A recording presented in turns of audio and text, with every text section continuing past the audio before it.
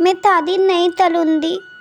तब मुझे तोतली तोतली बोलते मजाक बनाते हैं, मुझे दादी नहीं तलनी। तोतली बहू। एक गांव में टोनी नाम की एक चिड़िया रहती थी। वह बहुत सुंदर थी, परंतु वह तोतली थी। वह किसी से बात नहीं करती थी। वह हमेशा अकेले ही रहना पसंद करती थी, क्योंकि उसकी सारी दोस्त उसका मजाक बनाया करती थी। एक दिन पार्क में उसकी सारी दोस्त एक साथ बैठी होती हैं और बातें कर रही होती हैं। टोनी भी पार्क में आ जाती है। तुम तब बातें तल रही हो, तलो तलो तब थात में थेलें दे। मैं थल थे तुम लोगों के थात थेलने आई हूँ। उसकी बात सुनकर उसकी सारी दोस्त ज़ोर ज़ोर से हंसने लगती हैं। वह उदास हो जाती है और घर आ जाती है। क्या हुआ बेटा, क्यों परेशान है? तो नहीं माँ। बेटा, आज तुझे देखने लड़के वाले आने वाले हैं, उनके सामने कुछ बोलना मत।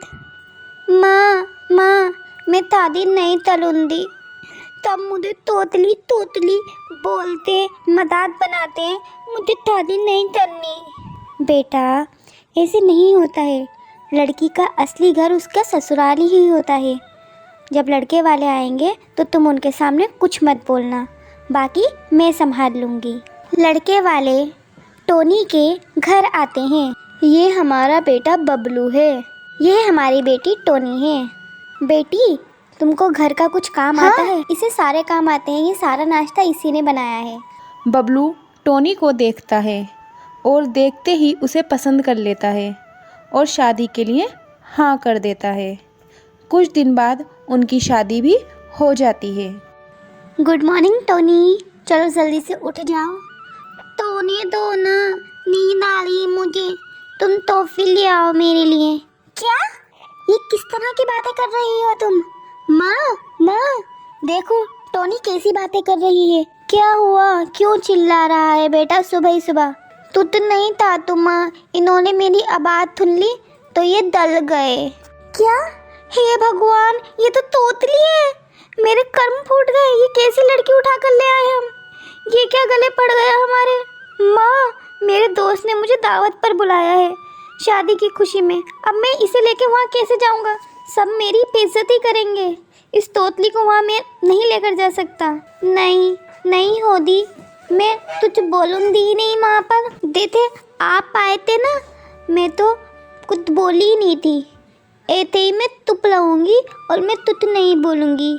आप परेशान मत होइए। बबलू अपने दोस्त के यहाँ डिनर पर जाने के लिए रेडी होता है। वह टोनी से कहता है, देखो, भगवान के लिए अपना मुंह बंद रखना, चाहे जो भी हो जाए। तुम वहाँ पर बिल्कुल मत बोलना, वरना मेरी बहुत बेइज्जती होगी। आप परेशान ना हो, मैं माँ तुझ भी नहीं बोलूँगी, मैं वहाँ पर तुझ लाऊंगी। वह दोनों डिनर पर पहुँचते हैं। सब साथ में डिनर कर रहे होते हैं। बबलू भैया, आपकी वाइफ तो बहुत सुंदर है। टोनी भाभी, आप पढ़ी लिखी हैं? हाँ भाभी, ये पढ़ी लिखी है। कौन कौन है आपके परिवार में? सब हैं, मम्मी है, पापा हैं, सब हैं इनकी फैमिली में। बबलू भैया, मैं टोनी भाभी से बात कर रही हूँ, आप तो उन्हें कुछ बोलने ही नहीं दे रहे हैं। अरे ये कम बोलती है ना, इसीलिए ज़्यादा बात नहीं करती। क्यों, गूंगी है क्या? टोनी को यह सुनकर बहुत बुरा लगता है, परंतु वो कुछ नहीं कहती, चुप रहती है। बबलू के दोस्त का एक बेटा होता है। वह सोचता है कि कैसे भी करके वह टोनी की आवाज़ तो सुनकर रहेगा। वह चूहे वाला खिलौना टोनी के पैरों में छोड़ देता है। तुआ तुआ, अरे तुआ पतलो तो इते, पतलो तुआ, अरे पतलो। उसकी आवाज़ सुनकर सब ही हैरान हो जाते हैं। बबलू को बहुत बेइज्जती महसूस होती है। तभी बबलू के दोस्त की वाइफ बबलू को समझाती है। बबलू भैया, अगर टोनी भाभी तोतली हैं तो आपको शर्माने की कोई ज़रूरत नहीं है। आजकल कोई भी बीमारी ऐसी नहीं है जिसका इलाज ना हो सके। आप इन्हें अच्छे डॉक्टर को दिखाइए। मुझे लगता है ये बहुत जल्द ठीक हो जाएंगी। ठीक है भाभी, मैं कल ही टोनी को लेकर किसी अच्छे डॉक्टर के यहाँ जाता हूँ। अगले दिन ही टोनी को लेकर बबलू हॉस्पिटल जाता है और उसका इलाज कराता है। कुछ दिनों बाद टोनी की आवाज़ बिल्कुल सही हो जाती है और वह खुशी खुशी रहने लगते हैं। सोनिया जब गर्भवती थी तभी उसके पति कुक्कू की किसी दुर्घटना से मृत्यु हो गई। एक कलमुही अब सारा दिन यूं ही टुस्से बहाती रहेगी या घर का काम भी करेगी? माँ जी, वो मेरे पेट में बहुत दर्द हो रहा है। आपको तो पता ही है, मेरा 9वां महीना चल रहा है। मुझसे उठा तक नहीं जाता। मैं काम कैसे करूं? आए हाय, एक तो मेरे भाई को खा गई, अब महारानी आराम फरमाने की बहाने ढूंढ रही है। चुपचाप खड़ी हो और जाओ खाना बनाने। सोनिया बेचारी दर्द से बेहाल उठती है और दूसरी डाल में बनी किचन के पास जा ही रही होती है और तभी उसको चक्कर आ जाते हैं और वो नीचे गिर जाती है। सोनिया के गिर जाने से उसके सर पर काफी चोट लगती है और खून भी बहने लगता है। तभी आवाज सुनकर लाडो और रूबी कबूतरी वहां आती हैं। अरे माँ, ये क्या हो गया? अरे गिरी कैसे है, ये छोड़।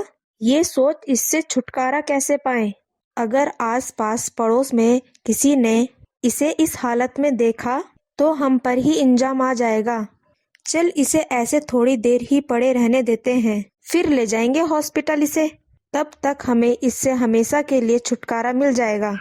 कुछ समय बाद सोनिया हॉस्पिटल में आ जाती है। तभी डॉक्टर बुलबुल बबली से कहती है, हम आपकी बहू को तो बचा नहीं पाए, लेकिन उन्होंने एक बेटी को जन्म दिया है। अरे माँ, ये तो सोने पर सुहागा हो गया। बिना कुछ करे धरे ही इस चुड़ैल से छुटकारा मिल गया। हाँ, बात तो तू ठीक कह रही है, लेकिन इसकी बेटी का क्या करें? खुद तो चैन की सांस लेकर मर गई और इसे हमारे मत्थे छोड़ गई। अब बबली और लूसी उस बच्ची को अपने साथ घर लाकर और उसे अकेला घोंसले में छोड़कर चले जाते हैं और घोंसले में अकेला छोड़ देते हैं और बेचारी बच्ची भूख के मारे रो रही होती है। वहीं सोनिया मर चुकी थी, लेकिन सोनिया की आत्मा मंदिर में जाती है और भगवान से कहती है, हे भगवान, तूने मुझे अपने दरवाजे पर इस तरह बुलाया है तो तू ही मेरी मदद कर। मेरी छोटी सी बच्ची का कोई नहीं है तो मुझे थोड़ी शक्ति दे दो ताकि मैं उसका ध्यान रख सकूं। जब वो अपना खुद ध्यान रख लेगी तो मैं तेरी शरण में आ जाऊंगी। भगवान मुझे शक्ति दे दे। तभी भगवान उसकी प्रार्थना सुन लेते हैं और फिर सोनिया कुछ टाइम के लिए चिड़िया के रूप में आ जाती है। वहीं लूसी बबली से कहती है, माँ, इसकी रोने की आवाज ने तो मुझे परेशान कर रखा है। आप इसे कहीं छोड़कर आ जाइए। तभी बबली उस बच्चे को एक जंगल में नदी किनारे छोड़ देती है और वहां से चली जाती है। तभी वहां से एक सांप जा रहा होता है। सोनिया चिड़िया वहां आकर उस बच्चे को बचा लेती है। सोनिया उसे गोद में लेकर बहुत खुश होती है और भगवान से कहती है, धन्यवाद भगवान जी, आपका बहुत बहुत धन्यवाद। जिसका कोई नहीं होता उसका भगवान होता है।